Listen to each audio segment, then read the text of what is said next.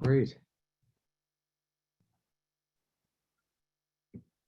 Thanks, Nancy. Well, my name is Todd Hager. I'm the industry chair for the Emerging Technology Community of Interest, and we are thrilled to have you here today talking about quantum. We've got a pretty stocked up agenda here. We've got some quick, COI business in the beginning just to get everyone up to speed. And then we're going to jump right into the panelists and then close it out with maybe a little call to action. We'll see. So again, the Emerging Technology Community of Interest, we've been around for a while. We do most of our work through the working groups. Many of you are familiar with our working groups out there. We have blockchain, intelligent automation, AI, DevOps, and IoT. It's a great group of folks. I encourage you to reach out to some of the folks that you'll see in it, or some of the information you'll get on the slides coming up, if you're at all interested in these activities. So a couple of things I want to be able to mention here is the folks in red. We've got a really strong leadership team, but the folks in red just recently joined. So I want to give a quick shout out to Julia Begley, who joined us as a program chair. Welcome, Julia. This is your first official meeting as one of the leadership team. We're thrilled to have you. We've also got Jessica Alfaro too, who just recently joined us as the small business liaison. So we're thrilled to have Jessica with us as well today too. And we've got a couple of open positions over there, and the Intelligent Automation Government Chair is still open, as is a Quantum Community of Practice Government Chair as well. I am very pleased to announce that Tim Gilday has stepped up as an industry chair for Quantum. And again, you'll hear a little bit more from him later today. One other thing I want to be sure that folks are familiar with, and we talk about this fairly frequently, but it really is important, especially for the agency folks who are on the phone. The emerging technology community comes together for agencies to put together a half day or full day emerging technology forum that is closed to government. So it can be just your team or your operating divisions around, or could be broader if you'd like. What we do though is tailor the program to meet your needs, making sure that we meet the needs not just of the community at large, but program folks, acquisition folks, how to buy, those kinds of things. And we think it's critically important. Cindy Good, who is also on the call today too, is your point of contact for that, as am I, of course. Happy to help you get squared away. We've got something coming up real soon, and Cindy's going to talk about that with Treasury. And let's see what we have next here, Nancy. Okay, so we're ready for the committee updates. And I'll start with, oh, there we go, we lost the deck, sorry. So first things first, Jackie, do you want to just jump in and give us a quick update on the Shark Tank event that just happened? Yes, absolutely. So we just wrapped up a really fantastic Shark Tank event in October. Time is flying, so it feels like it just occurred, but we had 5 really fantastic organizations present and pitch to the Sharks. 2 won an audience vote, or 2 winners. One got an audience vote, and then the other was selected by the judges. And so we really appreciate everybody who came out and supported that event, and then also the folks who pitched to the Sharks. And so we have some good news. More events coming out of that event. We would like to, and are planning to put together an ideation program. And so this will be something that will likely be a 2 to 3 week program sometime between January and February, where organizations can submit ideas to go through a process where they will receive feedback on their ideas and help refine them to potentially pitch one day in a Shark Tank event. And then we will be hosting another Shark Tank event sometime between March and April, which we're very excited for, and more to come on that. It'll be similar to the one we just hosted. We're still figuring out hybrid versus in person, but we're hoping that we can have even more attendance the next time around. And if you haven't seen the Shark Tank event from October, we do have a video online. So if you're interested, we're happy to share those materials, and we can send them out after the meeting. Terrific. Thanks, Jackie. And I'm sorry, I skipped over you, Cindy, but would you like to say a few words about the emerging technology event that's coming up for Treasury? Sure, thank you so much, Todd. So Emerging Technology Day, December 14th, this is an event that Treasury and all the Treasury bureaus are essentially coming together so that we can see how digital technologies are really shaping the financial sector. We will have a specific emphasis around the understanding the use and impact of artificial intelligence, particularly around financial management and regulation. So in working with ACT-IAC, we've got a really good group of folks, all in industry and academia. We have Johns Hopkins coming in. We have folks from FDIC, the Chief Innovation Officer. We have, the Chief Artificial Intelligence Officer from HHS. So we really do have a really good program with leaders and government experts that can help discuss, what's going on around financial management and regulation. If you're interested in attending and you're a government employee, please feel free to contact myself and you can see the email down there. Terrific. Thank you, Cindy. Let's jump right into the AI working group update here too. And I don't see Nevin or Michael on the phone, or Josh, unfortunately. But just so everyone is familiar, the way that we're going to run through this is that each working group has a slide, and the folks that are leading the working group are the people that you ought to reach out to, and their email addresses are available on the slide. We also show the deliverables that they've done. Again, like I said, the work is done at the working group level. So in this instance, AI has put out a primer and a playbook, an ethics and bias white paper, and soon will be an AI knowledge certification and curricula white paper that's coming out. All of this material is available on the ACT-IAC site. If you have any difficulty, please put a note in the chat. We'll make sure that you get links to all of the materials that are out there. And we've got Fred on the phone to talk about blockchain. Yeah, hello. So we meet every Friday. And we look at the different aspects of how blockchain can be leveraged by the government. So it's like the Friday meetings where we have like acquisition, blockchain, and AI. So if you have any question, yeah, please contact me or Josh. Thanks, Fred. And so 10 a.m. on Fridays is the blockchain working group, and I failed to mention that the AI working group is 11 a.m. also every Friday as well. Not sure if we've got David out there or folks from the DevOps working group, but they are also meeting regularly as well. And their primer was released back, not this past February, the February before, and they're working right now on an update 2.x of the primer, and then they'll get into the playbook as well too. They meet every other Monday at noon, and the next meeting is going to be on the 29th. So you can reach out to David. His email is down below there. And then we have intelligent automation. I'm not sure if Brian, if you're on the call. I don't see you out there. Okay, no worries.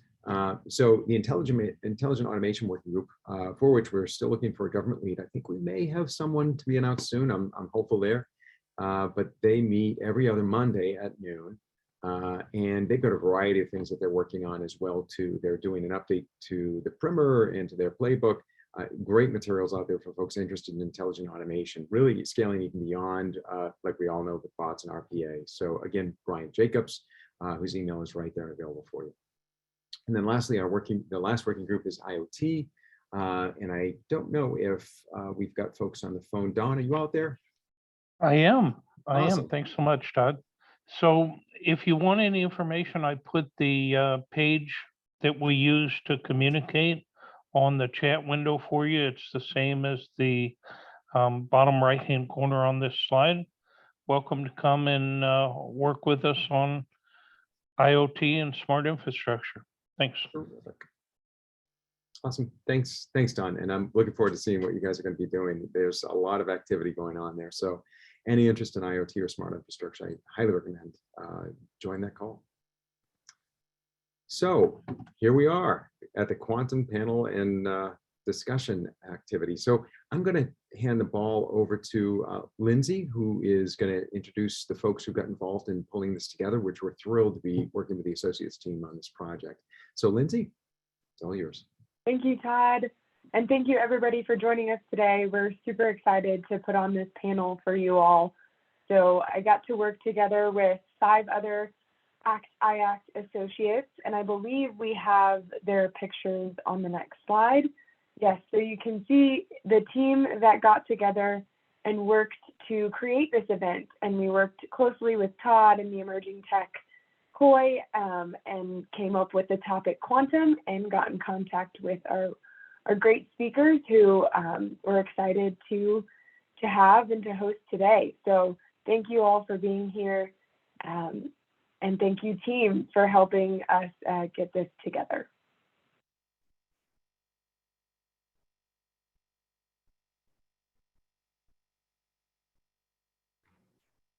So I believe I was going to pass it over now to Fred, who's going to help us moderate today's event. Fred, you're on mute. I can see you talking now. You're right. I just turned on the camera, but I didn't turn on the microphone. Thank you. Thank you, Lindy, and welcome everybody to this quantum session. Today we have 2 wonderful speakers that are going to take us into a little quantum journey here. So we'll start with Gabe Chang, who is a quantum ambassador and client technical lead in the office of the federal CTO at IBM. And then Dr. Travis Humble, who is the Deputy Director of the DOE Quantum Science Center, Oak Ridge National Laboratory, and a Director of Quantum Computing Institute. So they will spend some time introducing themselves and then also doing a little presentation on the work that they are doing. And then we'll conclude that with a little Q&A session to give the floor to you, the audience, and to other type of questions. So Gabe, do you want to take it over?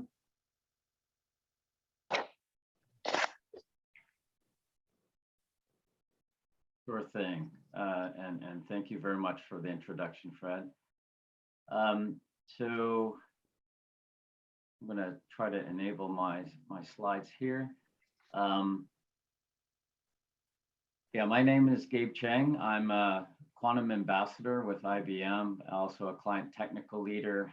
Every time I see the introductory kinds of slides with my picture, I know everyone's thinking, well, who's that young guy that happens to be shown in the video there? And it's just really saying that I've been a part of the government space as a contractor for about 30 years, primarily in the defense and DoD, law enforcement, national security agencies. And so one thing that has always been kind of interesting is where all of the government agencies are proceeding with regards to innovation, R&D, and quantum seems to hold quite a bit of promise as a new revolutionary way of doing compute. And what I'd like to share with you today is a little bit about our use cases, some of the industries that are working with us to explore this nascent field of quantum computing, and then also a little bit of a quick demonstration, if you will, of quantum programs running on the cloud today on quantum machines. So that will be hopefully a treat for you as we can see some of the algorithms that seem to yield promise above and beyond classical machines.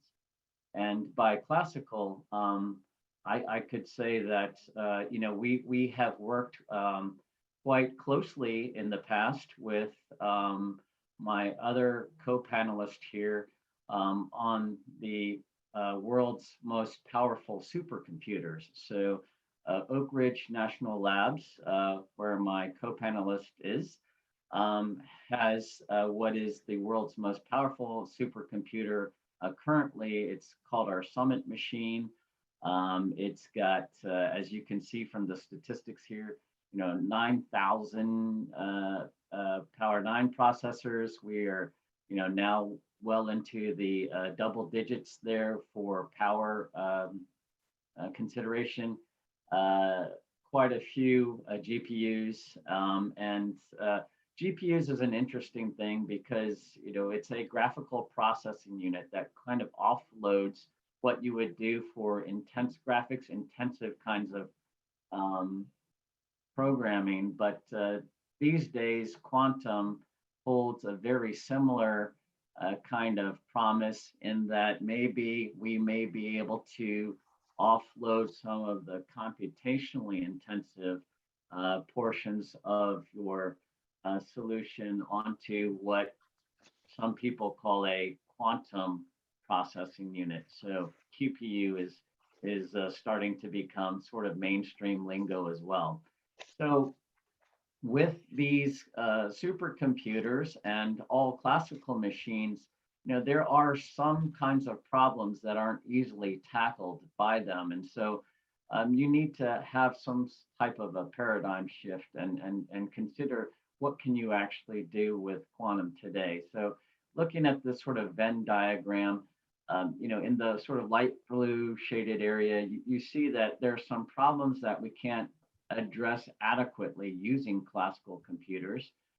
They're generally problems that require a very large amount of data or long periods of time or some combination of both. But examples of these intractable problems that are prevalent today are things like factoring large numbers, simulating complex molecules, and various optimization problems.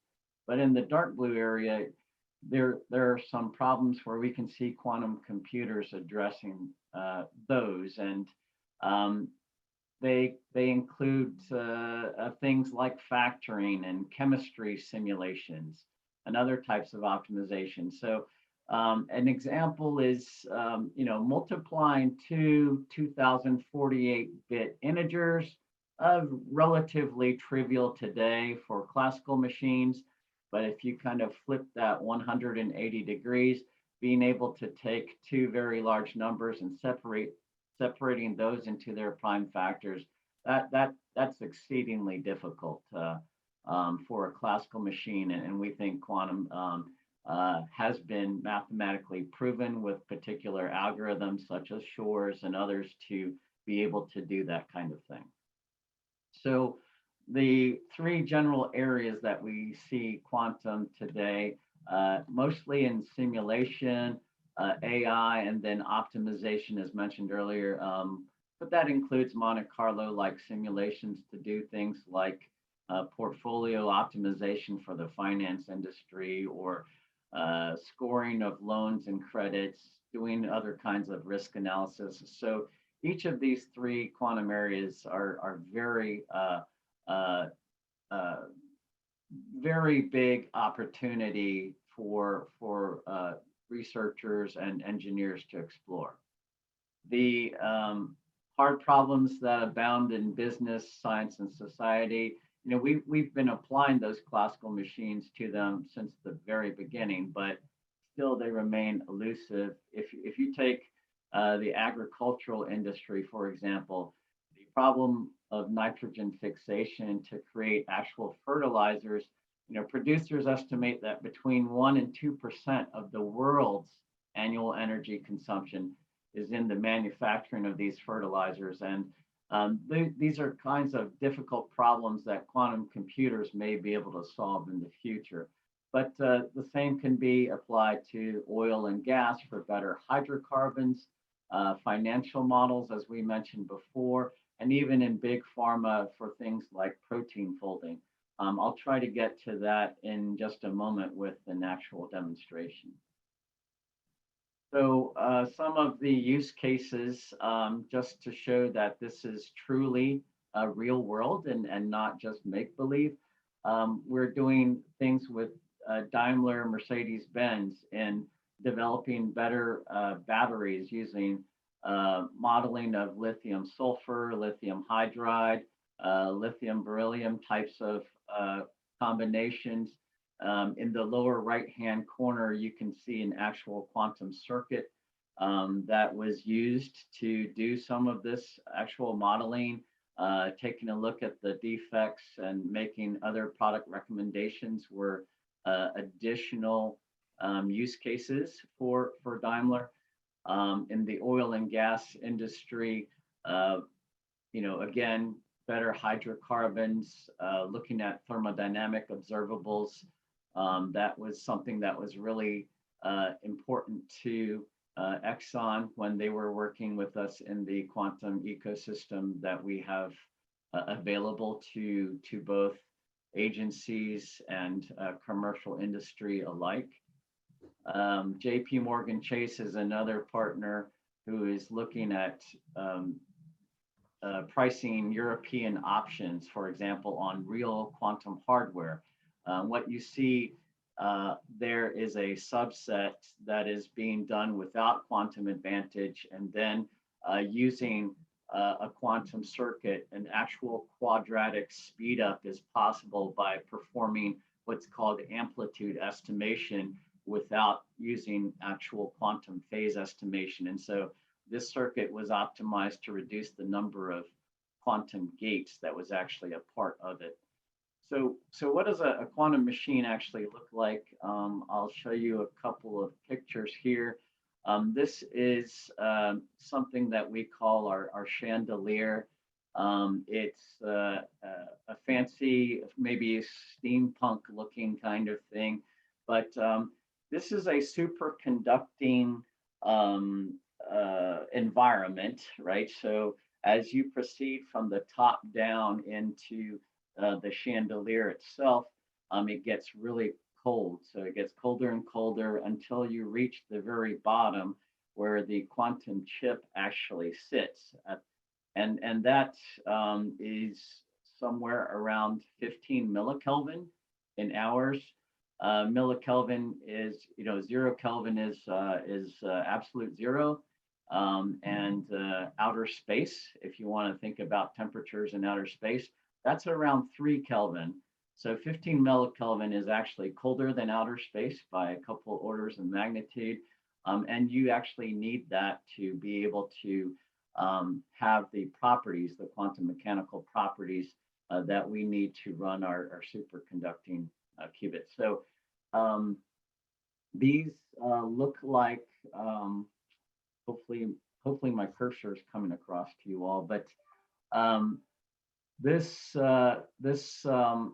little diagram here is the qubit itself. These sort of squiggly lines that you see here are actual microwave bus resonators.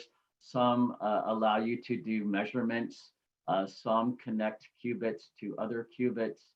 And what actually makes up the qubit and the transmon superconducting qubit is something called a Josephson junction. It's an anharmonic oscillator, and it basically creates these different energy levels such that you can read a 0 when it's kind of in a very low energy state, and then you can read a 1 when it's in a higher energy state. As you know, bits are 0s and 1s. However, a qubit or quantum bit takes on a probability of all of the states between 0 and 1. And so until you actually measure it, you don't get the 0 or 1. And then you can actually see the results on your laptop or through your program. Finally, there's an enclosure that shields the chandelier. So this is really, again, a big dilution refrigerator, and it gets really cold when you go from top to the bottom. The enclosure also helps reduce things like vibration, other environmentals, thermal noise, even cosmic rays is trying to be reduced so that you don't actually get something, let's say, from outer space flipping your bits from 1 to 0 or 0 to 1. That they're very sensitive, but their stability is being rapidly improved. And right now we're in this sort of stage where It's a very noisy environment. And so we're trying to operate in a manner that will reduce as much of that ambient noise, increase the stability of the energy states so that we can read them in an appropriate amount of time. So before I switch over fairly quick, Fred, I didn't know whether you wanted to take questions towards the end of the presentation or if you would like to do it interactively. I'm going to switch over to a couple of demonstrations really quick. Yeah, I think toward the end, if you don't mind, and you have 4 minutes left. Thank you. Okay, thank you for that.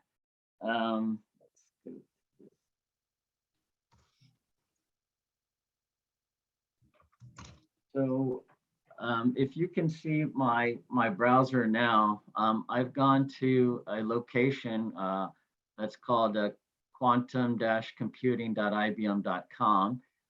This is a completely open and free place to actually run quantum programs of your own.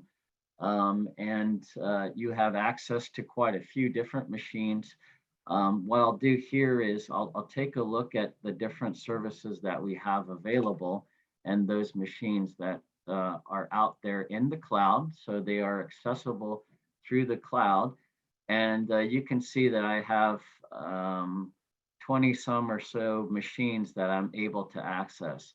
So if I take a look at something like, IBM Manila, for example, then you can see that this is a 5-qubit machine. So 0 through 4, the numbering starts with 0, but it's 5 qubits.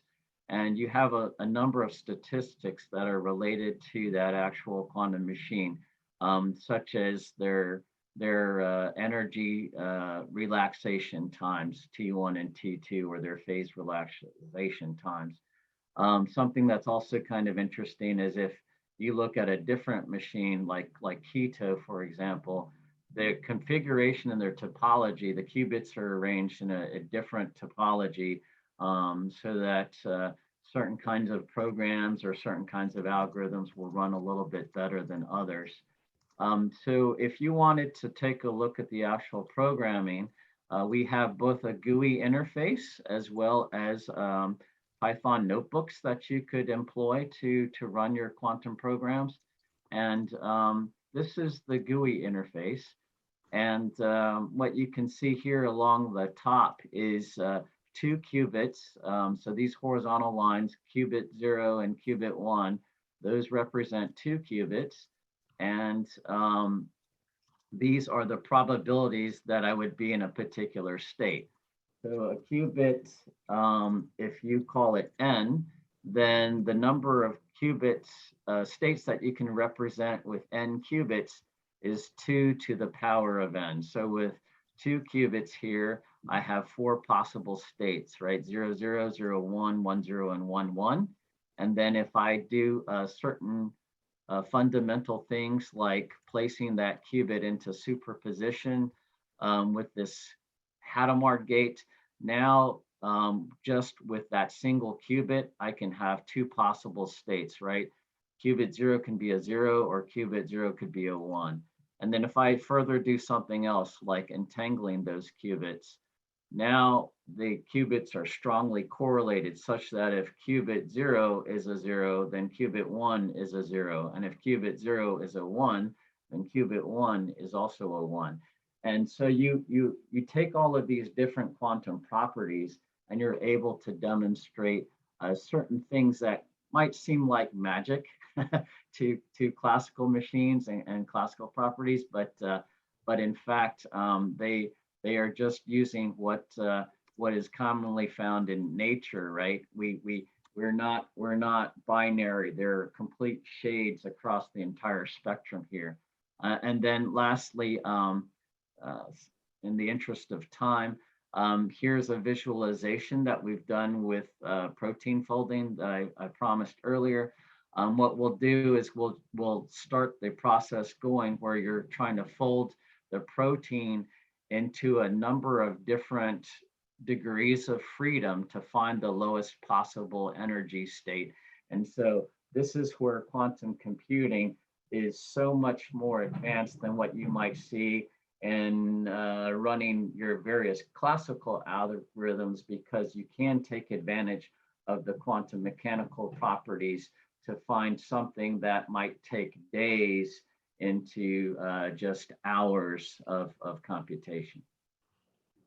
And with that, I think that might be a good thing. Just one last thing. This is using an algorithm that's called a variational quantum eigensolver to minimize a loss function, and so you're getting your energy down to this sort of very low asymptote, and that's where nature tries to go, right? It always tries to get to the lowest possible stable energy state. And, Thank you so much, Gabe. That was great. Travis, want to take it over? Yeah, I put together some slides too. I'll go ahead and show those. Let's see.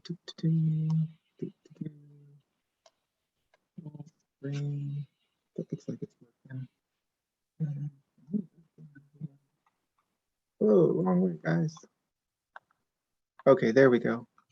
Well, hello everybody, and it's a pleasure to be here. My name is Travis Humble. I'm with the Quantum Science Center at Oak Ridge National Laboratory, and I put together a few slides to talk about quantum science and technology. I think this is a good follow-on to what Gabe was talking about. The Quantum Science Center where I work is actually focused on this idea of quantum information. How do we use the information that you can encode into quantum mechanical systems